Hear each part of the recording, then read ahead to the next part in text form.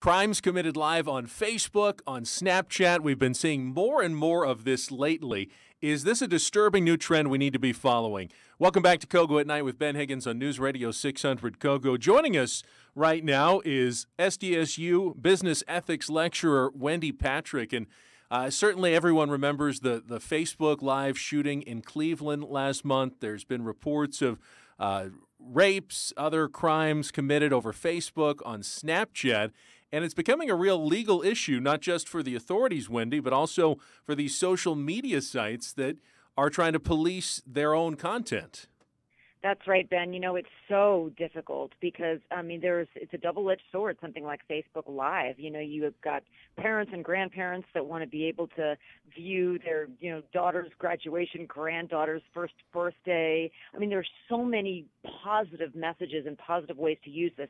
But unfortunately, like any good piece of technology, the potential for misuse is through the roof. And we've seen that in things being live streamed that should never be viewed by anybody, much less live stream for the world to see. You know, Facebook just can't pull this content down fast enough, which is why Mark Zuckerberg announced that he's going to hire 3,000 more people to review these posts. He's going to put even more people on the job to try to do their best to police a social media site. That almost sounds ironic, doesn't it? In order to make sure that the content is only what is being permitted by Facebook's rules. I guess the thinking is that if they can get this stuff down faster, less people see it, it doesn't become viral, then it has less of an impact, maybe? Well, yeah, less of an impact, less of a chance of people seeing it. I mean, there are young people that are using Facebook, and it doesn't even matter how old you are. Nobody wants to see some of the content that's being streamed. You know, it can't be a site for voyeurism. That's not the reason that it was created. But again, Ben, every time we have a technological advance designed for one purpose, you can bet there will be bad people that go in and pervert its use for the wrong purpose. So this is one of those areas where it's up to some of these social media platforms to do the best they can to police their own sites. You know, I'm kind of curious. The response to that Facebook shooting in Cleveland was universal condemnation. Everyone was absolutely horrified by it. Is that not having a deterrent effect in and of itself? It doesn't seem like we're seeing less of these. We're seeing more of them, even though everyone seems to be horrified by them every time they happen.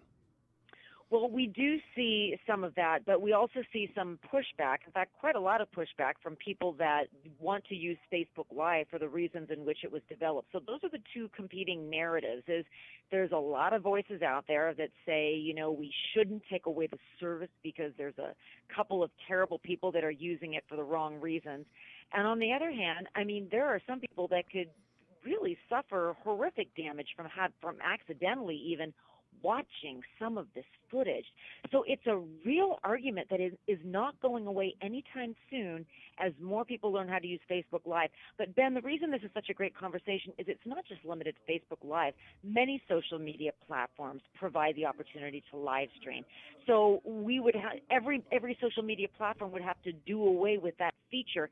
Who knows? Maybe that's where we're headed with this.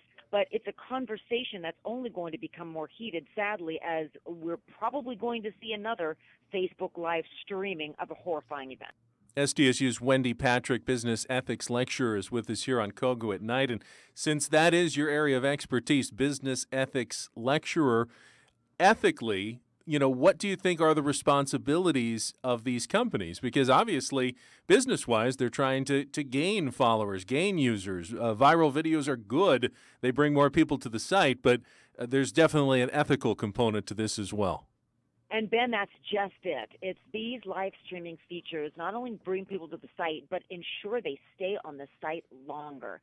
So ethically, what businesses have to weigh is, are they compromising public safety for financial security? Are they in the balance putting the interests of their shareholders above the interests of all of the stakeholders, all of the people that use Facebook, even that advertise on Facebook? These are the kind of balancing tests that they're going to have to weigh. And then, of course, they have to decide how much investment financially do they want to put into policing the site. Like Mike Zuckerberg, he's probably going to set a precedent here in basically saying, he already had 4,500 people monitoring Facebook. He's adding saying another 3,000. You can imagine other social media companies are saying, you know what, I bet we have to do the same thing because it's only a matter of time before our live streaming feature makes negative headlines in the same way that Facebook Live has. And of course, Zuckerberg not only has his business's reputation to worry about, but he's also been doing a tour of the country in what a lot of people think could be the precursor to a political run, possibly even at the presidency in 2020. I'd imagine he doesn't want any of this to come back and haunt him in 4 years if he does decide to run. Ben, you got to promise to have me on to talk about that if that ends up happening. That's going to be, let's just block out an hour for that segment. But the scary thing is we kind of feel like we're almost living in the plot of a B movie sometimes. I mean, I remember these movies about, internet killers and live streams, and they were just fiction at the time. And then all of a sudden it's becoming fact. But that happens so often where art imitates life, imitates art, and not always in good ways, sometimes in the bad ways too. Isn't it amazing? And, so a lot of things that get broadcast on Facebook would never have made headlines otherwise.